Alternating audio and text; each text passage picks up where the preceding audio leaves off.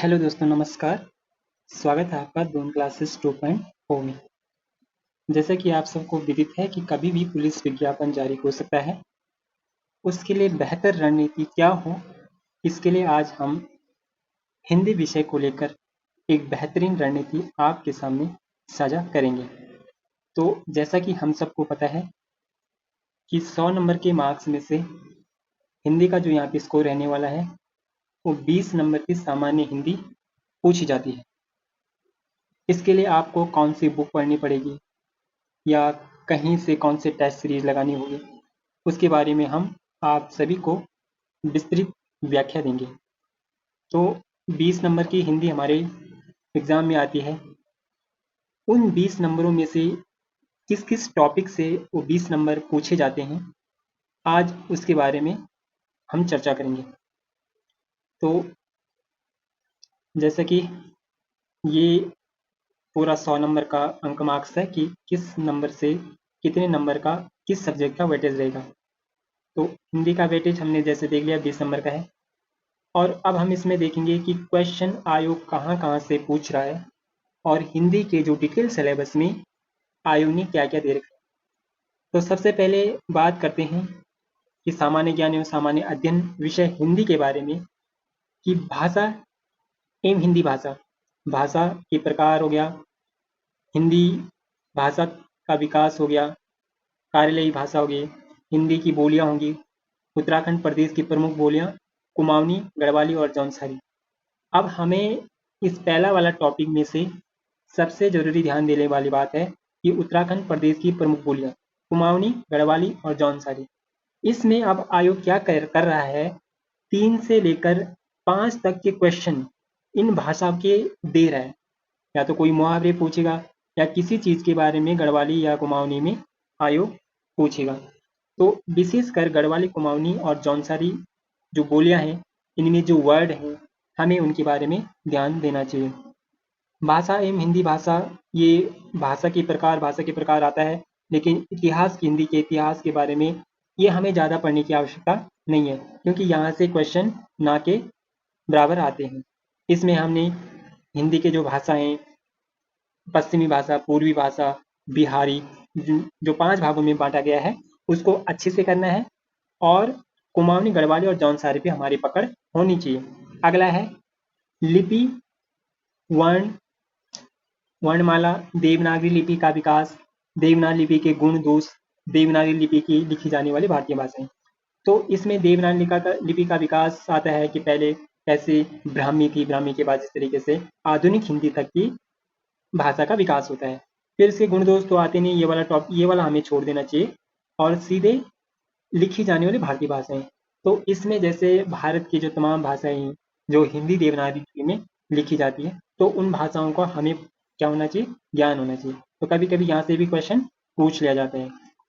फिर आता है स्वर और व्यंजन। ये बहुत इंपॉर्टेंट टॉपिक है, क्योंकि यहाँ से हर बार 1 से 2 क्वेश्चन आयोग पूछता ही पूछता है। तो ये इस टॉपिक को हमें गहनता से पढ़ना चाहिए।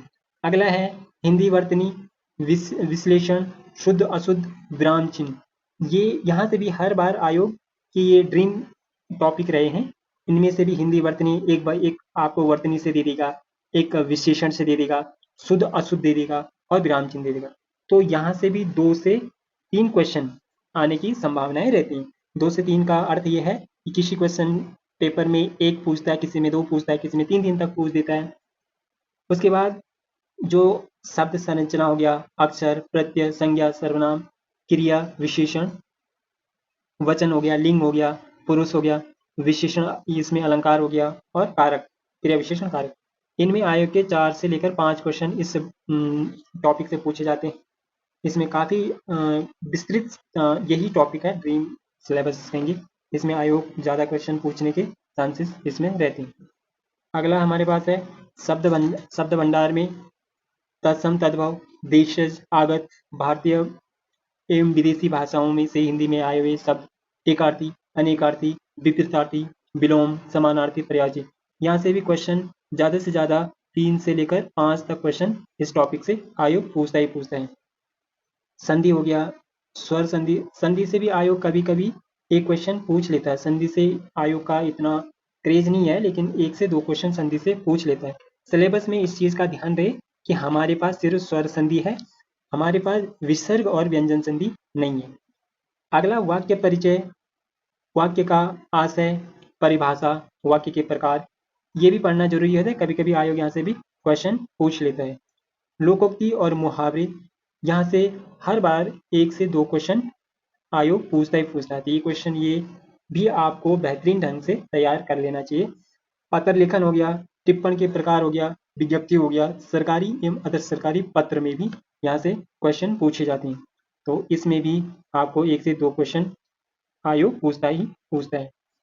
फिर जो नया सिलेबस में इंक्लूड किया था, पहले सिलेबस में होता नहीं था, तो जनसंचार, हिंदी कंप्यूटरिंग वाला, संचार मीडिया, विभिन्न माध्यम से समाचार पत्र पत्रिकाएं, रेडियो टीवी और हिंदी सोशल मीडिया, यहाँ से क्वेश्चन वैसे विशेषकर आते नहीं, लेकिन कभी कभी पढ़ लेना चाहिए। Hindi कंप्यूटरिंग, font, typing, page layout, ये यहाँ से भी क्वेश्चन नहीं आने की संभावना होती है, तो इसको आप सरसरी नज़र में देख सकते हैं।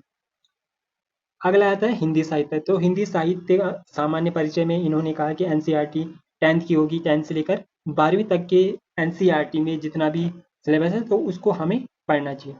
तो इसमें हमारे पास टोटल जो राइटर्स लिए गए हैं गद्य और पद्य में, जैसे लिखा गया कबीर, सूर, तुलसी, रसखान हो गया, जयशंकर प्रसाद हो गया, निराला हो गया, सुमित्रा नंदन पंत, माखनलाल चतुर्वेदी, मुक्तिबोध, मंगलेश डबराल, राजेश जोशी, ये सारे पद्य में आ जाएंगे। गद्य में आ जाएंगे राहुल सांस्कृत्यायन, हजारी प्रसाद द्विवेदी, प्रेमचंद, महादेवी वर्मा, शिवानी, पीताम्बर दत्त, बर्तवाल, हरिशंकर प्रसाई, शैलेश मटियानी, मनोहर श्याम जोशी और मनु भंडारी।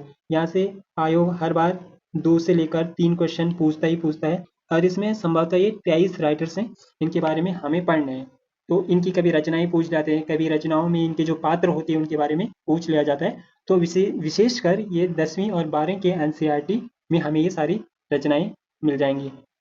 अगला जो इसके लिए क्या बुक पढ़ें क्या ना पढ़ें, इसके लिए बेसिक हिंदी के लिए जो आयोग पूछता रहा है अभी तक, तो उसके लिए जनरली हम लूसेंट, जो हिंदी लूसेंट पढ़े तो वो पर्याप्त है। उत्तराखंड पुलिस के जितने भी छात्र हैं वो अगर हिंदी लूसेंट को अच्छे से पढ़ते हैं तो इसमें से भी 18 से, ये मान के चलिए आप कि हिंदी से 20 में से कम